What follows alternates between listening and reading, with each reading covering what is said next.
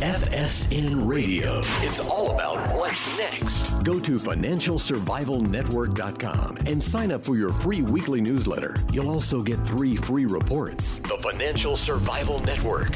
It's all about what's next.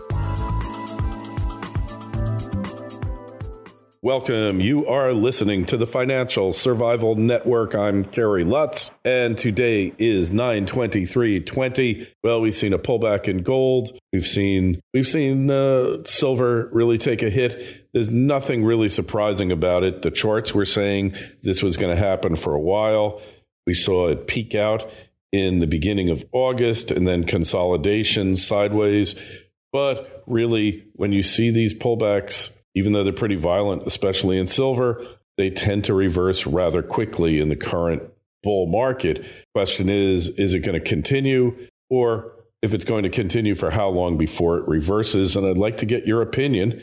I want to hear what you have to say. Email us, kl@kerrylutz.com. Well, somebody who's at the forefront, literally in the trenches of the bullion industry. I'm talking about Andy Schectman, and you find him at milesfranklin.com. And Andy, hey, welcome back as always. So what's happening with demand? Has this this consolidation really had any effect on your overall business? Hey, Kerry, it's good to be back. Thanks for having me. I always appreciate it. Look, we experienced the same thing in 08. In 08, gold went from 1,000, dropped below 700 before finally taking off to 1,900. And silver, same thing, went from 21 to 9 on its way up to 50. It's like we're reliving the same pattern all over again. And I mean, from a technical side, as you were mentioning, the charts, they were way overbought. However, they're still well above their 200-day moving average. And you could make the argument that gold could correct all the way down to 1,800 and still be in a bull market. And silver could correct all the way down to 22 and still be in a bull market. Silver, like gold, is also way above its 200-day moving average. And so these are buying opportunities, Kerry. Gold and silver move too far, too fast. But they're now building a very strong base from which I think things will take off. Gold spent the last part of the decade building a base at around 1,900. What was resistance is now a base, so we can take off from here. And so I think that, yes, it is a subsidy. Typically, our business takes off as prices decrease. People, from listening to wise advice from guys like you, realize to buy on the dips. If you look at the previous bull markets, I don't care what bull market you talk about, find a chart of any bull market and you'll witness the wisdom of buying on the dips. Never a good idea to chase the rallies, but buying the dips is always the way to succeed in a market that is in a bull trend. And the fundamentals have not changed at all. You're just trying to be shook from the tree and fall off with the rest of the ripe fruit. The bottom line is that I don't think we've seen anything yet, and fundamentals are only intensifying as we're heading into the election. So yes, our business is strong. People realize that this is really has no fundamental reason behind it, and it's the same pattern we've seen before. So rinse, wash, and repeat. Have conviction, have strong fingertips, hold on to your belief, and look at how similar the pattern is between 08 and today. Yeah. So as far as impending shortages, I know we talked about that for a bit, especially during the summer. Now the summer is pretty much officially over. What is supply dynamics looking like? It's really strange, actually. And I've used this example or this statement a lot. That someone who lives in Florida like yourself will understand what I mean. And I think we're in the eye of the hurricane. And I'm shocked by it, actually, because what we saw in March, April, May was 8 to 10x anything I've ever experienced volume-wise in a 30-year career. We did nearly 4 years worth of business already in the last 9 months. And We are right now in a place where premiums are the lowest they've been since December, since before COVID was recognized for what it is or what it was going to be. Supply is the best I've seen it since the beginning of the year, at least from a standpoint of being able to stock up. We have purchased everything that wasn't nailed down heading into the second half of the year, which I would equate to being the trailing edge of the storm. I think the volatility and the craziness, here again, I'm in the epicenter of stupidity in Minneapolis. And so the things that I've seen really shock me. This may sound like a technical term, but the economy just sucks right now. And I think that heading into the winter and into the election, the economy will only get worse. Up here in northern states, restaurants and hospitality those that are hanging on will be dead. And you throw in what arguably will be the most chaotic election maybe in this country's history, certainly in my lifetime. And even after someone is declared winner, the chaos that will ensue afterwards, to me, will probably be greater than that leading up to it. I don't think we're out of the woods yet. The open interest on the Comex in December is massive. People are waiting to pull money off the exchanges. And when we talk about how that all plays into a shortage, you're beginning to see a run on the Comex, Kerry. Over the last several months, we're seeing metal being pulled off the Comex on a monthly basis to what we're normally used to seeing on a yearly basis. Those people pulling them off are high net worth individuals, family offices, sovereign wealth funds. They're taking their money off of the exchange from the registered category out. And so that the Comex has gone to amazing measures to try to stave off a default.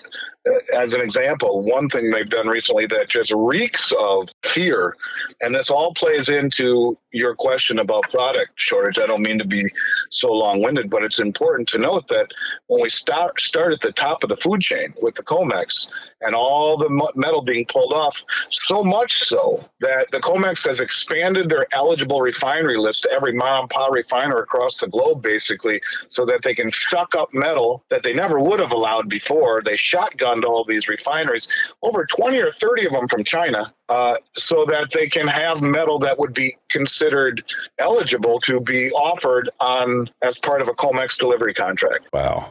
They literally doubled that number, over doubled from like 70 approved refiners to 150, something like that. Many of which are, and it's their way of saying, oh crap, there's so much metal being pulled off the exchange over the last couple of months, more so than we had ever anticipated. Not only will that kill the naked shorting, but it will also very quickly expose the Comex for the rehypothecated market that it really is. Rehypothecation meaning several people think they own the same asset. And so bottom line is that reeks of desperation and fear. When I started in this industry many, many, many, many years ago, I was also a financial advisor, and I was Series 7 licensed. And when you take the Series 7, one thing that always struck with me, Kerry, as being strange was the first page of the book that was called The Little Man Rule. This is mainstream Series 7 class, and the first page of a 400-page manual is called The Little Man Rule, which basically said the little man never wins, always moves after the big man or the people in the know, the big money, make their move. Well, when you see the people pulling metal off the exchange the way that they are and the level of wealth and sophistication, that's the little man rule in effect. What it's telling me is that the first stage is coming on the Comex and the people in the know, and they're saying, screw the risk, I'm out. And, when you talk about taking possession of a Comex silver contract, that's 5 1,000-ounce bars. Well, these people are taking hundreds or thousands of them. You're talking semi-trailers full of silver, finding a place to put it just to get off of the Comex exchange to get their metal in hand. It kind of burden in hand is worth 5,000. Well, that's what's happening. And so to me, that's the beginning salvo. What you see shortly after that is a massive run on physical product in an environment where 65% of all the silver mines and 35 to 40% of all the gold mines across the globe were shut down the first half of this year, as were the refineries and the mints. And now you have the U.S. mint saying they will mitigate COVID risk by only producing gold or silver each month, not both, in a measured effort to social distance. So you have all the way from the top, from the Comex, and even further from the ground, the mines and the mints and the refineries, all making what is normally a robust supply chain fragile, fractured, and tenuous at best to continue to add to it. So I'm very concerned that it will define the marketplace moving forward. Yeah, well, our good mutual friend, Craig Hemke, has been saying that the Comex has changed from a hedging market into a delivery market. And hey, it's great for the armored car operators because they get to deliver it, they get fees, but the Comex, not so much, because eventually their reserves, the metal that they're holding, it's going to dwindle to the point where they can no longer settle these things with physical delivery. It won't be stand and deliver. It'll be stand and get your cash. You're not going to get gold. I agree with that. And by the way, I think Craig Hemke's work is some of the finest in the industry. I think most people should listen to what he has to say. He's not only a heck of a speaker, but his information is second to none. So I'm a big fan of Craig's. Yeah, likewise. And he's been spot on with this rally.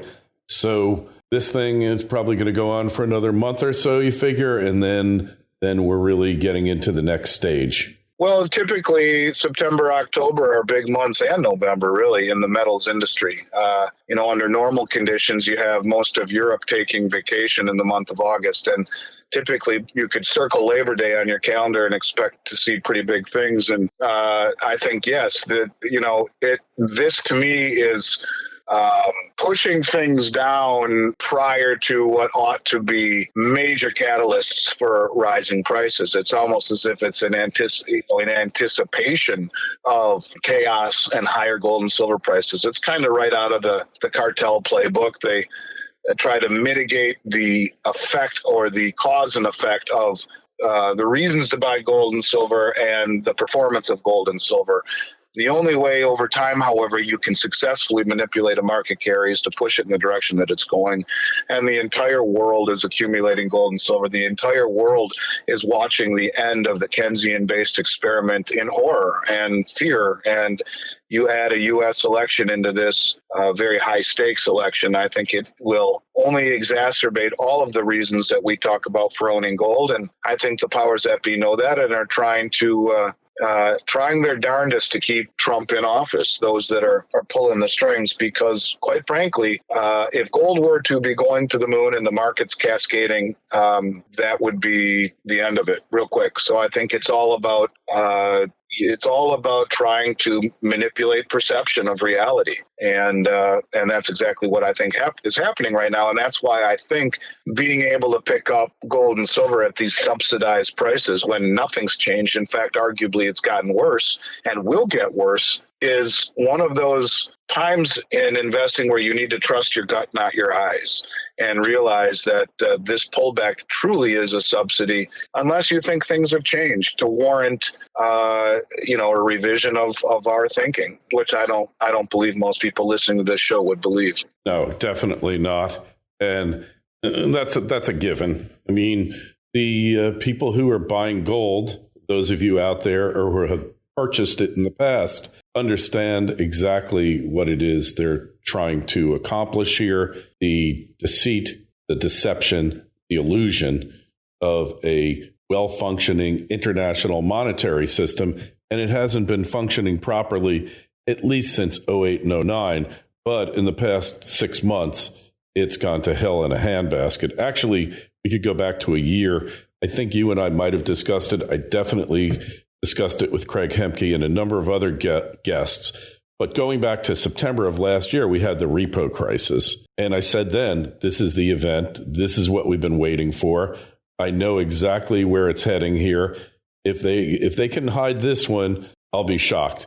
And I think everything that's happened has been subterfuge to try to hide the dire condition of the global financial monetary system. And that's every country. Doesn't matter whether it's China, Great Britain, Germany. It's the whole world's financial system that is kind of crumbling here, and we can only imagine what they have in store next, Andy. FSN Radio. It's all about what's next. Osino Resources is a Ross Beatty-backed gold exploration company in mining-friendly Namibia. Osino's district-scale land package is situated near 2 producing gold mines, one of which Osino's management team previously developed and sold to B2 Gold. Osino's founders and management are experienced mining professionals who have already successfully developed and sold 2 companies in the past 7 years. Osino has a tight share structure, and with its current treasury, it can self-fund the advancement of its gold discovery into at least 2022. This is an exploration company with drills turning that you'll definitely want to pay attention to. Osino trades in New York under the ticker OSIIF and in Toronto under the ticker OSI. To learn more, go to osinoresources.com. That's osinoresources.com. The Financial Survival Network. It's all about what's next. Yeah, the repo market problem hasn't gone away. And in fact, prior to COVID, it was the only story. All these banks that had fragile balance sheets to begin with have made loans to corporations and companies that are hanging on by a thread, which will, only further exacerbate the fragility of these balance sheets and, in fact, expose many of the problems. And let's not forget as well, a lot of these banks have sold those positions to hedge funds, which are now part of pension funds. So this whole system is systemic. When the banks collapse, when the hedge funds start to collapse because the economy is cratering and going south, it's a chain of events that, because everything is so tied together nowadays, that it will be systemic in nature. And the European banks are far worse off shape than the U.S. banks are. And now you find out that all of these banks have been involved in money laundering for decades. And, shocked. I'm shocked. Right. And the whole thing is a house of cards, Kerry. The whole thing is a house of cards. And these are the reasons to own gold and silver. Now, I would like to just make 2 points here. First and foremost, for any of your listeners that call me, I will make sure that they get the best price in the country, mentioning your name or the Financial Survival Network, and on anything that they buy, the best. But I also would like to just caveat that I don't recommend buying gold and silver as chaos insurance. That's not what it is. It's wealth. It's wealth in times of great uncertainty. And gold and silver have lived through every pandemic, every market collapse, every hyperinflation, every Great Depression, whatever it was. Gold and silver have lived through it and have retained their status as immutable wealth for 6,000 years. So I think people should own precious metals in any circumstance, even in the best of times. But in a period of time where the banking system, the dollar, the financial markets, and the geopolitical landscape is so upheaved, in such disarray, this is the time to rethink even the best laid plans and to reallocate funds into timeless wealth. And so when things get scary like this, yes, it should be maybe a little bit more thought of or more closely examined. But here again, when I talk about all of this stuff with you, to me, it's wealth. And leaving your wealth in a banking system that is in as bad a shape as ours is, a la the repo market problems that have not gone away and arguably are only getting worse because of the fractured economy and all of the financing these banks have made with the companies that are hanging on or almost going out of business. It only exacerbates the fact that when you realize that the money markets have been gated and the banks have been bailed in as part of the 2008 legislation, you're out of your mind to keep it all into traditional forms of money in the banks and the money markets, because if it does go south, you're screwed and you're bust. And that's the thing. I think that, the dollar may have one last gasp before it sinks, like a dying man trying to come up out of the water for air. But when it sinks, it's going to sink hard. And if you were to see, an Asian nation come out and say, China, let's say, come out and say, we're going to issue a gold-backed currency. And I think that the BRICS nations are not too far away from that. overnight you would realize how important it is to mitigate your exposure to the dollar. So I think these are very important times, very scary times. And the question should be not how much gold and silver should I own. It should be how much exposure do you want to a dollar on thin ice and a banking system that for the last year has been held together with baling wire and bubble gum. Yeah, I couldn't agree with you more, Andy. And that's why you need to go call up Andy. Well, give the phone number, please, of Miles Franklin so they can speak to you guys direct. Sure. It's 1-800-822-8080 or my line personally, 1-800-255-1129. Mention the Financial Survival Network or send an email to andy@milesfranklin.com. Mention the Financial Survival Network in the subject line, and it will be my honor to give your listeners, while still available, the lowest price product in the United States. And that's just my way of saying thank you for our now at least 10-year relationship. It's my honor and my privilege to be on your show and to help your listeners, and certainly do appreciate it very much, Kerry. Well, that's what we're all about here, Andy, is helping you out there, because there's so many conflicting sources of info, and just don't fall for the everything's fine, it's just a little blip and everything's going to go back to normal, because I think that is gone. You know, one thing, Andy, I came up with an idea, and tell me what you think about it. We could greatly increase demand for silver. And that is, and I think some people might be doing it, we just put some silver oxide, spray it on these masks so it kills the bacteria and the viruses, because silver is the best at that. And since we're going to be wearing them for the rest of our lives, imagine what that would do for silver demand, right? Yeah, well, it's a great idea. I'm surprised someone hasn't thought about it already. That's one of the things about silver that people don't really understand is how many utilities, how many uses that it actually has. And it is huge in medical. Most of the bed sheets that are made in hospitals are coated with silver for that exact reason. And so when you talk about the myriad of uses for silver and the fact that so much of the low-lying fruit, silver is found in nature in something called epithermal, very close to the surface. Right. So the low-lying fruit was found decades ago, even before the high sophisticated machinery that finds it. And you talk to a guy like Keith Neumeyer, who I know you know pretty well. Oh, yeah, he'll years. Tell you that what's coming out of the ground is 6-to-1. That meaning normally, well, right now the ratio is 72-to-1. 72 ounces of silver buying an ounce of gold. What's really coming out of the ground is about 6-to-1, which is alarming. That should tell you that the low-lying fruit was picked a long time ago. They have to dig deeper, explore further, expend more energy. And the chances are is that, you know, just like the United States government came out and publicly said that silver will be the first element struck from the periodic table of elements if the trend continues. So, yeah, I think that people need to wake up to silver. And certainly, I know you were somewhat tongue-in-cheek, but it does have those type of properties and uses. And I think over the next few years, people will realize that silver really is a rare, probably much more rare than gold in terms of above ground supply, and maybe the buying opportunity of a generation. I don't say that lightly. I do mean that. I think that there are very few things that you can buy with safety, anonymity, and that type of upside potential left on the planet that silver offers. I couldn't agree more. Really, the above ground supply of gold is many times the above ground supply of silver. There's not a lot of recycling. They've already taken the low-hanging fruit, which was all the X-rays that used to use silver, a lot of silver, to develop the negatives. Now we don't really do X-rays that way. They're all digital, so there's no demand for silver there. But that's been more than made up for elsewhere. And yeah, silver to me is the buy. Hey, by the way, you're listening out there, you're interested in investing in silver miners, why don't you send me an email to kl@kerrylutz.com.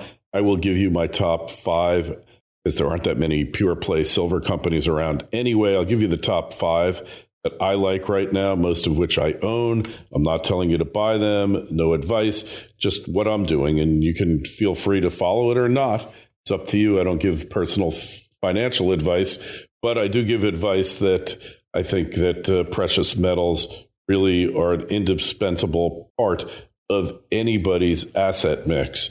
Hey, Kerry, and what you just said, too, about there not being too many pure silver plays, that's kind of what I was talking about in the respect that if you have most of the low-lying fruit been picked and there aren't many dedicated silver mines, it's because there isn't that many big hordes of silver left in the ground. In fact, 70% of what's coming out of the ground is byproduct from other companies, making those half a dozen or so choices that you will talk to your listeners about that much more valuable. When you talk about 5,000 years worth of human history culminated in an ideology or a train of thought, it's hard to turn that upside down very quickly when you realize that for 5,000 years that was the case. Silver was much more abundant than gold, but wait, all of a sudden it's not. It hasn't registered in the psyche of the people yet. That will happen. And I think you're doing a great service by helping people buy silver miners and buy physical metal and disseminate the information that you have. You have every right to make a living and to make a profit for the things that you do. But the information that you're giving is indispensable, and you don't find it very many places. And for those of you that are listening, when he says there are just a very few number of dedicated silver mines, that's really the very important thing here. The demand is ever increasing and the supply is ever decreasing. That is Econ 101. Greater supply or lesser supply and greater demand equals much higher prices. And I think that's where we're going. Guaranteed. And I heard another interesting statistic. Once upon a time, gold was very infrequently used in industrial processes. It just wasn't an industrial metal. Now, somebody told me the other day, Andy, and I'm sure you're aware of it, 12% of gold produced goes into electronics. And it's in very tiny amounts, but gold is the best conductor out there, even better than silver for certain applications. And so much of it's being used for industrial demand now. You got to wonder, what impact is that going to have? Because we have jewelry demand, we have industrial demand, and then we have investment demand. Investment demand we know is kicking up because look at the prices. But at the same time, where jewelry demand might be declining a bit, industrial demand is more than making up the loss. Yeah, well, and I think that the world is experiencing a shock about value of fiat currency. Dr. Franz Pick once said, and he's an interesting man with a very interesting set of books, and he once wrote that all current paper currencies are inherently meant to die. Everyone that it was ever made has.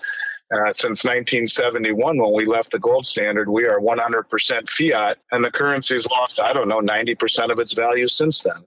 So the bottom line here is that as people realize the currencies that they call money are disintegrating in value, gold, which has a 6,000-year track record of being wealth, will take more of a center stage. And I think that's inevitable. And that's what we're seeing by the sophisticated in-the-know investors. Go back to the beginning of this conversation. Who's pulling money off the exchanges? Family offices, high net worth individuals, and sovereign wealth funds. These are people who know what the hell they're doing. They're not trying to generate a hedge fund type of return. They're trying to protect what they've earned for many, many, many generations or years. And I think that's really very important here, is that what was considered trustworthy and part of the system is now being fled from quickly. And so that is the beginning stages of what is a shortage of supply, a run on the product, and a realization that paper currencies are very risky right now. Hey, and as someone once said, eventually all fiat currencies come worth their intrinsic value, which is zero, unlike gold, which always has value. Anyway, Andy, really appreciate you coming on. Go over to milesfranklin.com, write Andy, email him, call him, whatever. Just don't wait, because I can just feel the shortage is looming, Andy. Yeah, it is. And make sure your listeners mention Financial Survival Network. They will get the best price in the country. Email me, Andy at I will reply back. And Kerry, it's always a pleasure. I wish you nothing but the best here this fall, and stay well and healthy. And let's circle back somewhere around the election, see what's going on. Yeah, we definitely will, Andy. Good luck, and keep the machine fed here, because really, when you think about it, in a lot of ways, in many ways, you're kind of a lot of people's last hope here, Andy. So, really. Well, I will keep plugging away until I can't, and I appreciate that, Kerry. These are types of times that I've always in the back of my mind been prepared for, but never realized it would be the way that it is. So we'll keep plugging away until we're not able to, but appreciate the time today, and I'll look forward to picking up with you where we left off here somewhere before the elections. Excellent, man. Appreciate it. Any questions, comments, email kl@kerrylutz.com. The main website is financialsurvivalnetwork.com, and you'll find us on YouTube, on iTunes, and wherever fine podcasts are given away for free. Andy, we'll talk to you soon. Be well, brother. Take it easy. FSN Radio. It's all about what's next. Go to financialsurvivalnetwork.com and sign up for your free weekly newsletter. You'll also get 3 free reports. The Financial Survival Network. It's all about what's next.